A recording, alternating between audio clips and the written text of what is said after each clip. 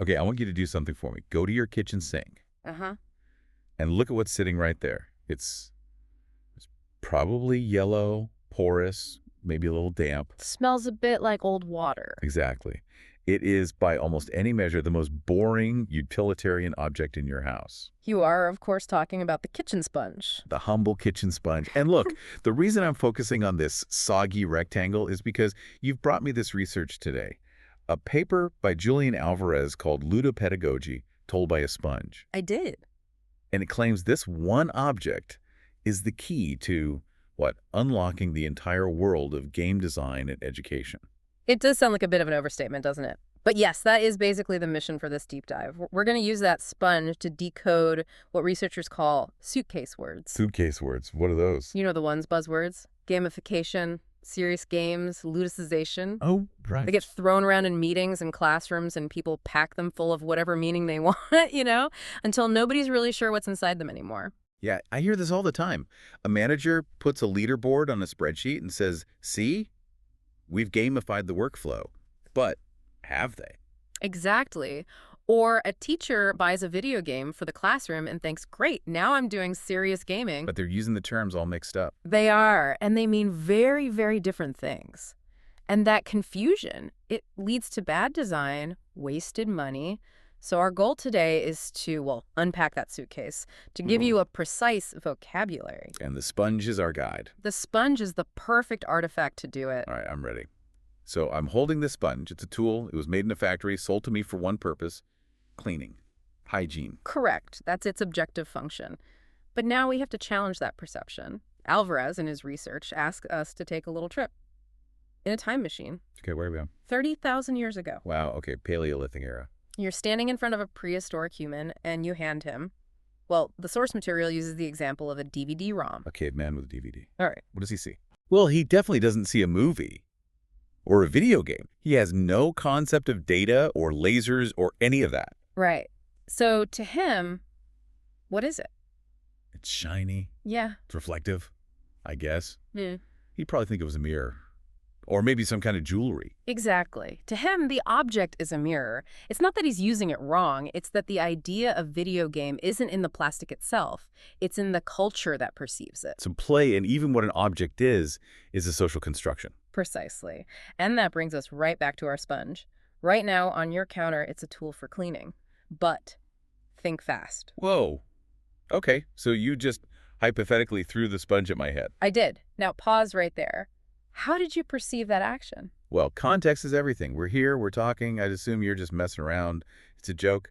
I'd probably throw it back. But what if a total stranger ran up and threw a wet sponge at you on the street? That's assault. I would see that as an act of aggression. Exactly. The physical action is identical, object flying through the air, but the social meaning flips completely.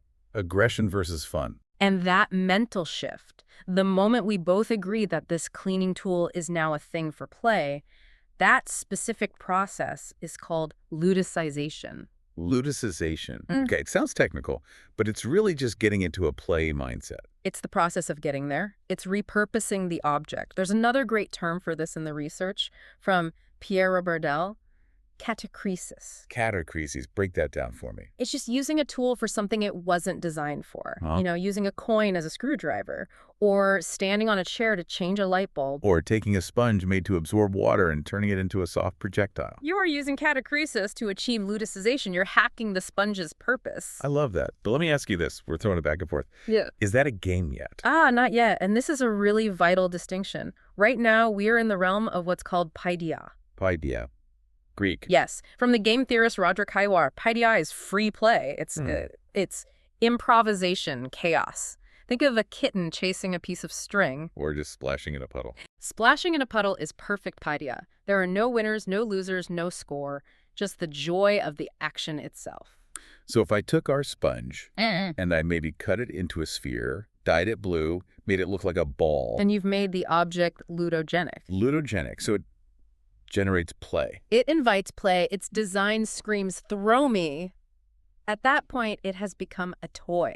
A toy is for amusement, for paidia. It doesn't come with a rule book you have to follow. Okay, so I'm tossing this new sponge ball. That's paidia. Yeah. But I'm competitive. I get bored just tossing it. I want to know who's winning. And that desire, that instinct to organize the chaos, Yeah. That is the moment you cross the border from paidia into ludus. Ludus. Ludus is the game with a capital G. It's play that's bound by rules. As soon as you say, okay, if you get hit 3 times, you're out, or first one to hit the wall wins. You've created a ludus. You've built a structure around the fun. You've defined what we call the magic circle. You've agreed on a set of rules that temporarily replace the rules of the real world.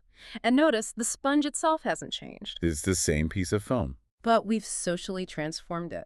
From a tool to a toy to a game piece. It's amazing how fast we do that. I mean, the floors at Lava is basically instant ludus. We crave it. But now let's pivot, because this is where things get tricky, especially for businesses and schools. We have play and game. How do we make them serious? Right. We hear serious games all the time, but you're saying there's a difference between that and serious gaming. A huge difference. And if you mix them up, you completely miss where the learning is coming from. It all comes down to design versus usage. A noun versus a verb. Exactly. Okay, walk me through the sponge version so I can see it. All right, imagine those animal-shaped sponges you buy for a toddler's bath. A little yellow duck sponge. Yep, know them well. If you just give it to a kid to splash around with, it's a toy, pure paidia. But if the parent uses it to teach the child how to wash behind their ears, look, the ducky wants to clean you. It becomes a serious toy. A serious toy. Yeah. Okay, because it has a utilitarian goal hygiene mixed in with the play. Yes. But now, let's go to a classroom.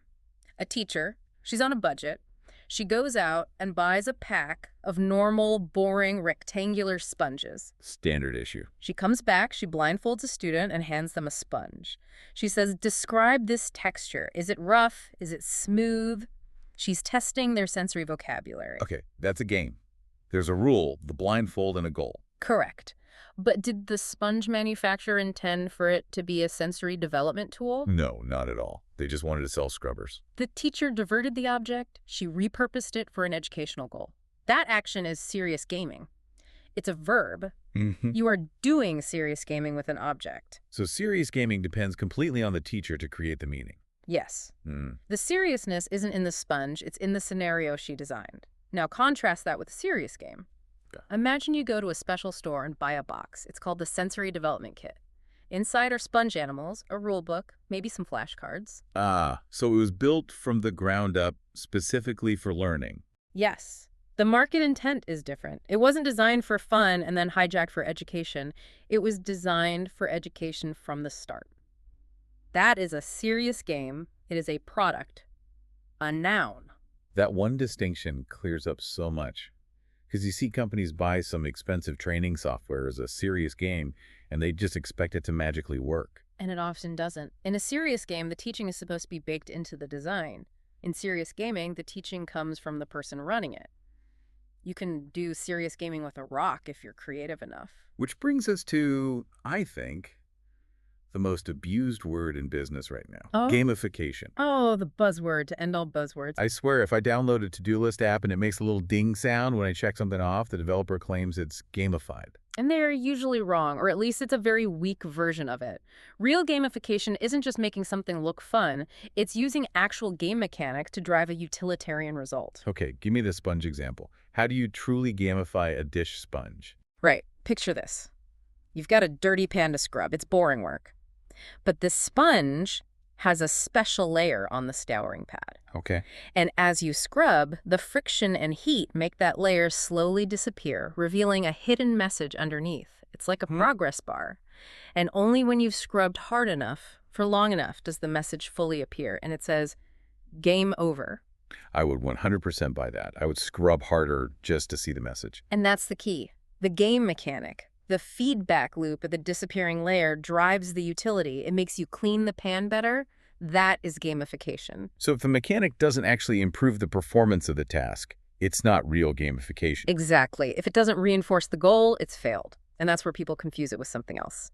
Toyification. Toyification, is that a real term? In this context, absolutely. Toyification is just making a tool look like a toy.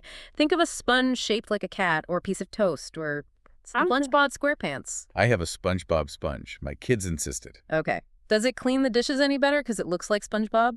No. Does it give you points for scrubbing? No. It just looks cute. Right. That is toyification. It creates an emotional connection. Makes the task maybe a tiny bit less awful, but it hasn't changed the structure of the activity at all. It's just a cosmetic skim. That is such a useful way to think about it. Toyification is aesthetic.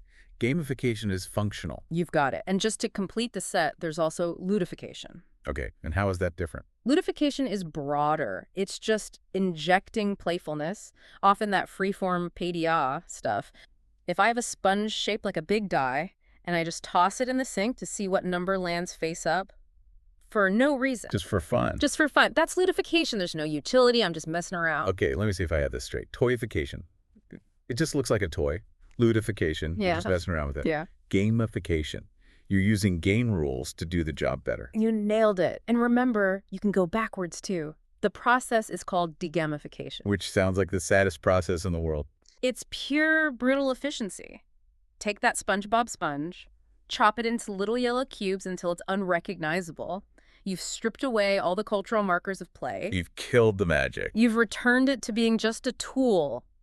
Until, of course, someone picks up one of those cubes and throws it at a coworker. And the whole cycle of ludicization starts all over again. Exactly. It really just comes back to context, doesn't it? You mentioned the grocery store task when we were prepping, and I thought it was a brilliant way to see this in action. It's the simplest demonstration. So imagine a factory makes 1,000 identical pink cat-shaped sponges. Okay. They package half of them and put them in the pet aisle. What are they? Cat toys. They put the other half in the baby aisle. Bath toys. Then they make another batch, but they put them in the cleaning aisle next to the bleach. They're scouring pads. This object is identical. Same atoms. But the shelf, the packaging, the context, it tells us what the object is.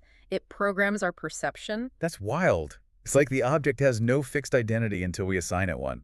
And that brings us back to the title of that paper. All of this is all part of ludopedagogy. Right. We've gone from the caveman to the game over sponge. What is ludopedagogy at the end of the day? It's the synthesis.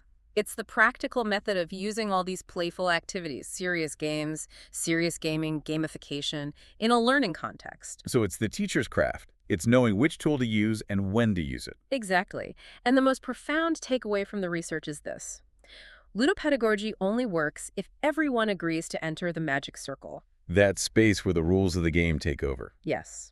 For the lesson to work, the teacher and the students have to mutually agree that for the next hour, this sponge is not a cleaning tool, it's a quiz buzzer, or it's a debate token, or a sensory object. And if that agreement breaks, and if one student says, "This is stupid, it's just a sponge," the magic vanishes, the game collapses, and the learning stops. The game isn't in the object, it's in the shared belief of the group. that puts so much on the facilitator, the teacher. You can't just buy the expensive serious game and walk away.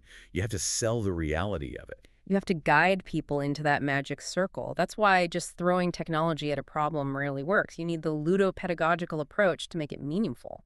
So for everyone listening who maybe aren't teachers, why should they care about the sponge? Because we do this to ourselves all the time. When you turn a boring task into a race against the clock, you're self-ludicizing. You are using catachresis on your own life. It also makes you a much smarter consumer, right? When an app says it's gamifying your fitness. You can look at it and ask, is this actually gamification? Are these mechanics helping me reach my goal? Or is it just toyification? A cute skin on a boring task to keep me distracted. Precisely. It gives you the language to see the machine behind the curtain. It lets you choose your games instead of being played by them. I have to say, I will never look at my kitchen sink the same way. I'm going to see a whole world of possibilities in that sponge. Just make sure you agree on the rules before you throw it at anyone. That's the first rule of Ludus. Good advice. Yeah. Before we go, there was a quote from the source material that really stuck with me. From a philosopher of play, Jacques Henriot. Ah, yes. The pebbles. It's a beautiful way to put it. He writes, "Pebbles aligned on the ground, what are they? The passerby ignores them. Children appear. Watch out, sir, you're walking in our game. Once the players are gone, the pebbles return to being pebbles." It just captures it perfectly. The game is ephemeral. It's a hologram projected by our minds onto the world. And when we stop believing, the object just goes back to sleep. It does. So as you go about your day, look around.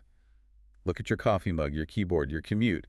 What games are just sitting there waiting for you to declare the rules? And ask yourself, are they games that are going to help you or just distract you? That's the question. Thanks for diving in with us. We'll see you next time. Good.